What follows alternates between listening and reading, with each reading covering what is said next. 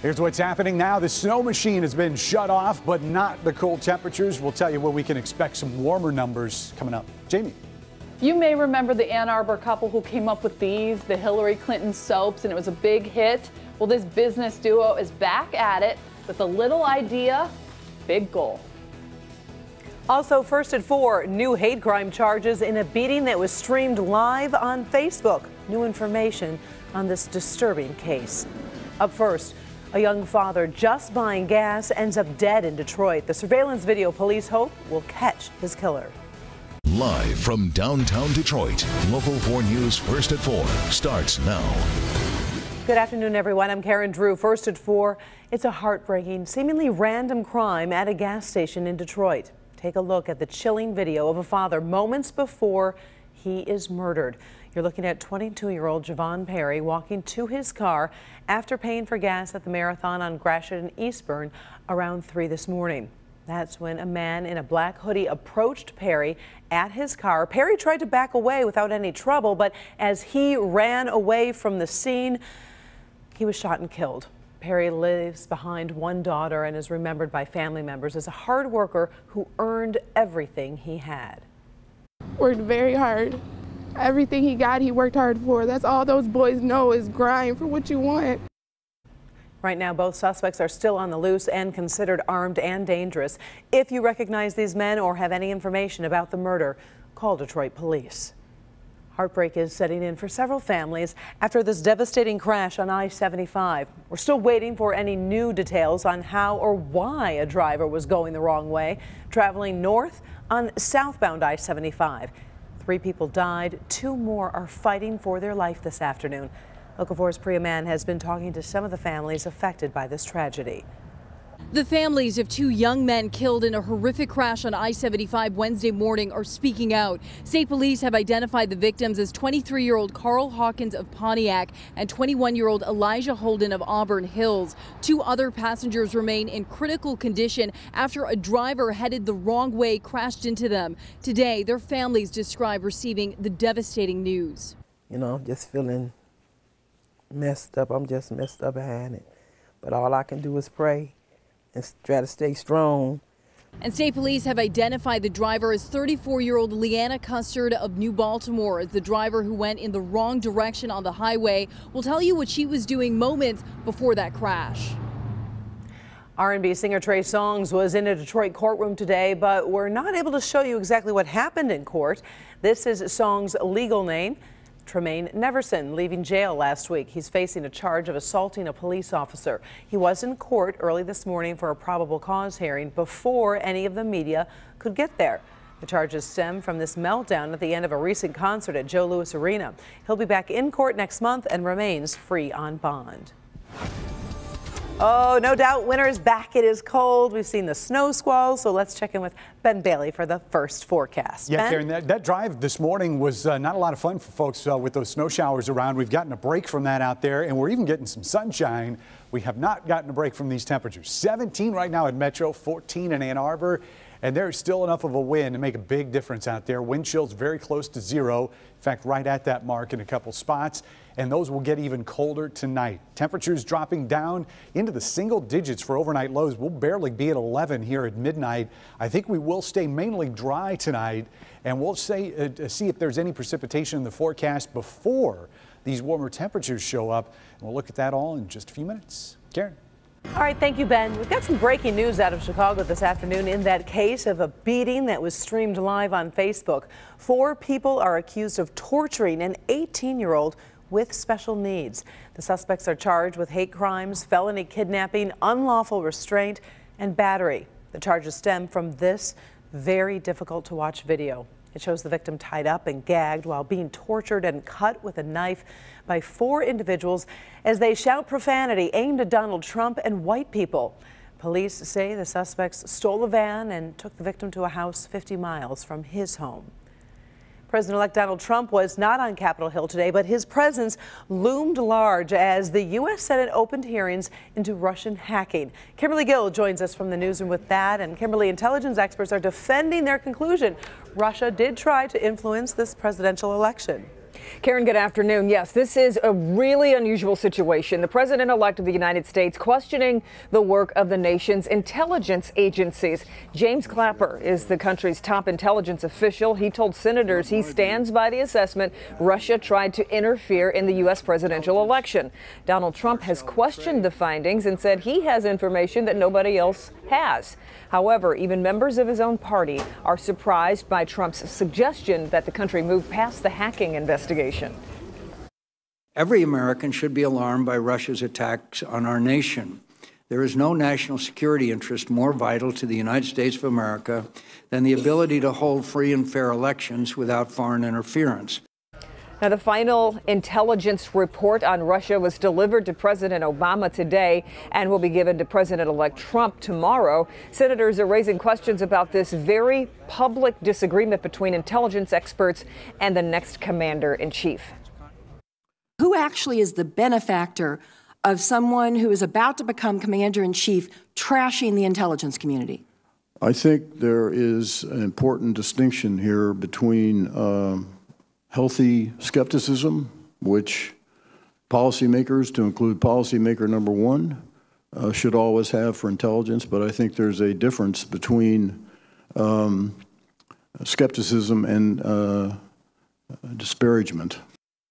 Now, the final intelligence report will be made public next week with any sensitive portions blacked out. And by the way, we do have some breaking news right now. The Associated Press is reporting that President-elect Donald Trump will name former Indiana Senator Dan Coats as the Director of National Intelligence. So we'll keep an eye on that and everything else that's unfolding day by day. For now, Karen, let's send it back to you in the studio. All right. Thank you very much, Kim. First at 4, we're also on top of stories making headlines all around the world. We start with a very disturbing story out of China, where police are investigating multiple stabbings in a kindergarten class.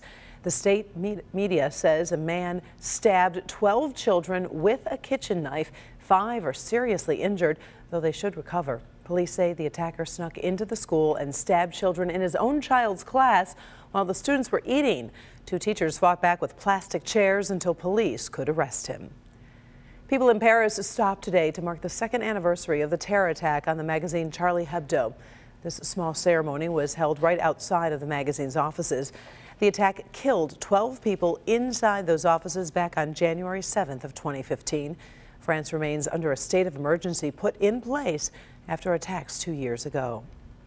Well, you've heard the saying, little things mean a lot. Well, a pair of young business people from Ann Arbor are certainly hoping that is true as they try to raise big money for women's rights. Local 4's Jamie Edmond shows us how the symbol of love, compassion, and hope they created is getting attention from all around the world. Just down this hallway and through the door is Nate Stevens and Kate Lynn's Ann Arbor apartment. It's also their business office. You may recognize these two as the ones who went all in on the Hillary Clinton soap. Now they're diving into a new business, buttons. The Women's March is coming up on January 21st, 2017, and we wanted something that people could wear to show their support of that. The idea, they say, came from a place of love. The hand is making the sign of love, and the buttons are meant to bring people together. We are starting a movement. Our hope is Pin Cause Love is what we're calling it, and we're asking people to share the love. And yeah, we also thought we had visions of people doing the sign to each other as they walk down the street. So far, the button business is booming. They've sold 2,000 to people from all over the world with a big goal to sell 100,000. Men can wear the button. Yes, anyone can wear the button. I think now it's more important than ever that we have equal rights for everyone. This entrepreneurial duo is taking what they learned from Business 1 and rolling it into Business 2.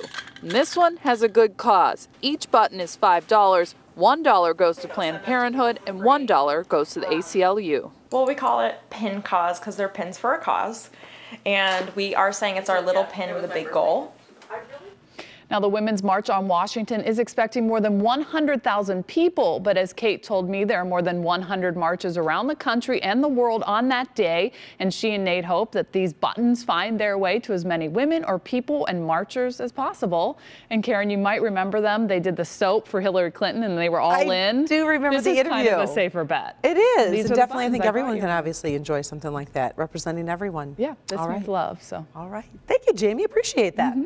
Still ahead, first First at 4, Ellen DeGeneres and Pharrell talk about the controversial singer who was disinvited from her show. Plus, your comments from Facebook. Also, it could be the invention new moms have been waiting for, what this new gadget can do that's never been done before. Doc? Well, Karen, nobody likes heartburn, but could the medication you're taking have an unintended side effect? I'll share some new research and what it means to you when we come back. Coming up all new on Local 4 News at 5 and 6.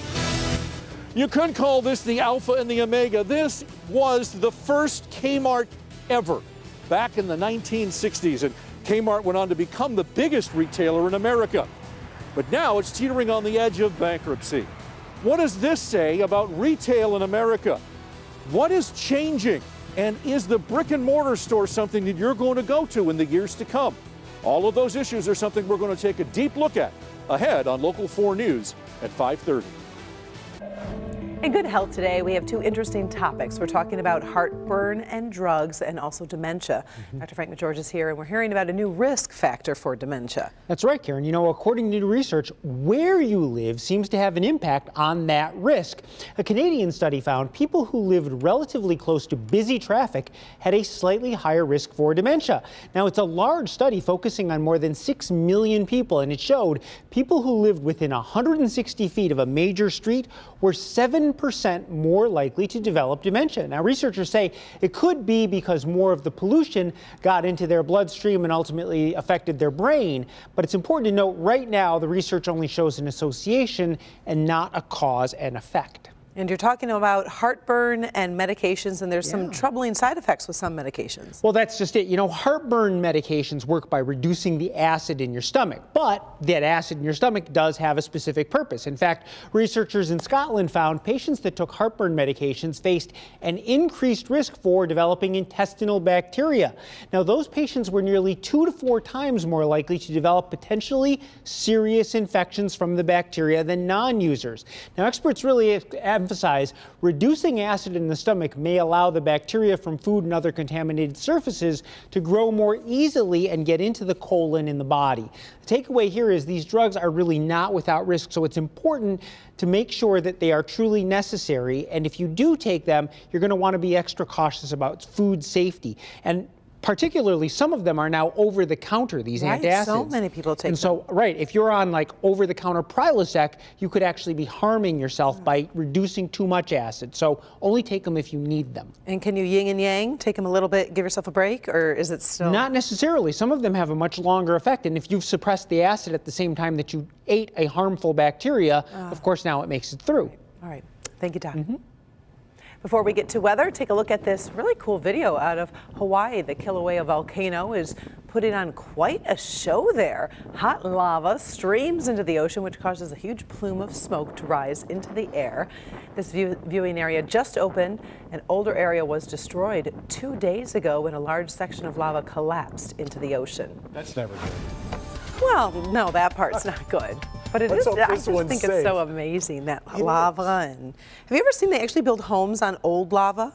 I have not. Yeah, I saw a story about that. It was pretty cool. But anyway, we have no hot lava issues today here in Detroit. But just hearing the word hot is a welcome It is kind of exciting. Considering where we've been and where we're going to be here in the next couple days. There's a little bit of sunshine out there in Mount Clemens, although there are a couple flakes being reported in Metro right now. 17 is the air temperature, wind chill 2 above.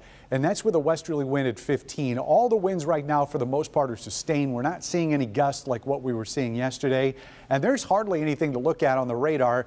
We've got a couple blank frames here towards the end, but you can see that most of that stuff from the west side of the state is not making it over here. So if there are a couple flurries around at Metro, so be it. Most of us are under dry conditions and probably going to even see some clearing skies, especially in the northern part of our area as we get into tonight. Best chance of seeing a remainder of a flurry or maybe even a snow shower is going to be in our south zone as we get through the nighttime hours tonight, and probably again tomorrow afternoon. Again, just a chance of that down here south of the city. Most of us are going to stay dry, and we're just waiting for this warm up to finally happen, which is really going to be next week before we see some appreciably warmer temperatures. 8 tonight. That's our overnight low. That's what the thermometer is going to say. Wind chills will be negative for much of the time. In fact, let's look at those for when we wake up tomorrow morning in our 4-zone forecast. This is how the bus stop is going to feel tomorrow. Pretty much right around 0 or even 1 below here in Dearborn, Romulus, 3 below down in Flat Rock. Very similar numbers in our south zone for wind chills tomorrow, and even slightly cooler out there in Lenawee County. 5 below in Onstead, 6 below in Adrian. Coldest wind chills, not surprisingly, are going to be in the northern section of our area. 7 below in Howell and Fenton, 6 below when you wake up in Milford, and in our north zone tomorrow, probably our coldest temperatures, or our coldest wind chills, I should say, very close to double digits below 0, just teetering on that mark in Emily City, Marlette, Sandusky, Lexington, and slightly milder, but still negative down here towards M59. Let's take a look at the forecast highs for tomorrow. We will hit 18, and again, generally dry. I think we will see a little bit more of some sunshine in the early parts of the day than we will in the afternoon. Temperatures creeping up as we get into the weekend. 20 on Saturday, 22 on Sunday, still below average even through the early part of next week. But once we get into Tuesday and Wednesday, that's when the 40s take hold, and that's our next winter storm. And we'll put that in air quotes because even though it's going to start as snow, that will transition to mix and rain and probably just be sloppy and slippery. No real serious accumulations as we get into Tuesday. Karen? All of those out-of-town auto show media folks. At least it's not too much snow. New technology for new moms. That one story is trending today. A new high-tech breast pump that could do something others can't. But up first, talk show controversy. Pharrell talks to Ellen about the gospel singer Ellen didn't want on her show. Plus, your Facebook comments next. In today's top trending stories, we've got an update on Ellen's decision to keep a gospel singer off her talk show. The singer, Kim Burrell, was seen on video making some very blatant anti-gay comments. Now, she was supposed to perform a song with Pharrell on today's episode of Ellen, but that was canceled after Ellen heard those comments. Well, Ellen spoke with Pharrell today, and he says he loves Kim Burrell, but had this message about discrimination. We all have to get used to everyone's differences and understand that this is a big, gigantic, beautiful, colorful world, and it only works with inclusion and empathy. Beautiful, colorful world. This story getting some reaction on our Facebook page. One viewer defending the gospel singer saying, quote, "I have relatives I love, but their life choices I don't agree with, and I don't treat them wrong, but I am not in agreement with their life choices if it's not of God." Others thought Ellen made the right call. Jan wrote, "If you knew someone was against who you are, would you allow them into your house? Love is love is love." You can join the discussion on the WDIV Facebook page. As for Burrell, she has said the video that went viral showed only parts of her sermon, but she says she makes no apologies. Okay, this story is trending and lots of moms are going to really be interested in this. It's a new invention. It's a revolutionary new breast pump. They're showing off at the Consumer Electronics Show over in Las Vegas. New mothers often find pumping, well, to be pretty uncomfortable and inconvenient. This is being billed as the first smart wearable breast pump. The device fits into a woman's bra. It's hands-free, so you might be able to wear it and pump milk as you do other things. The Willow will launch. It's going to cost you about $430. Also, pancake lovers, listen up. IHOP serving up all-you-can-eat pancakes through mid-February at participating locations. So if you order 5 buttermilk pancakes or a combo plate, once the first serving is finished, you can get 2 more pancakes again and again and again until you're full. So what you do you get think? 5, right? And then it's then after that, it's just go crazy. 2 at a time. Keep them coming. But who can eat? Well, I guess if they're silver dollar. Why would you even try? That seems like a lot of. It is, but they are pretty good. Oh yeah. I don't know. It's a fun deal. All right, still ahead. Everybody loves a creative wedding proposal. But I'm wondering what you think about this one. Some men heading in the wrong direction. One couple's story coming up next. Also, don't forget, Local 4 is the only place to watch Saturday night's wild card playoff between the Lions and the Seahawks. Our special coverage begins at 6 with Jamie Edmonds. She'll be live in Seattle. Kickoff is at 8:15. Then stick around after the game for a special edition of Local 4 News. So you're a fan. Finally, first at 4, a man in West Virginia pulled off a wedding proposal nobody involved will ever forget. Brandon Nutter wanted to do something memorable, and he did it. He called his friends at the local police department for help. He was driving down the street with his then girlfriend when police pulled them over. During the stop, Nutter told the cops he had a gun, which forced the officers to remove him and his girlfriend from the car. At that moment, Nutter got down on one knee and then proposed. His girlfriend said yes. I would be so mad. Yeah, I don't. It's not romantic. What happened to just doing it between the two of you? They did that over in Troy a couple weeks ago. That's true. Yeah. Crazy people. Thanks so much for joining us. First at 4, we are back in a half hour with Local 4 News at 5. Inside Edition is next.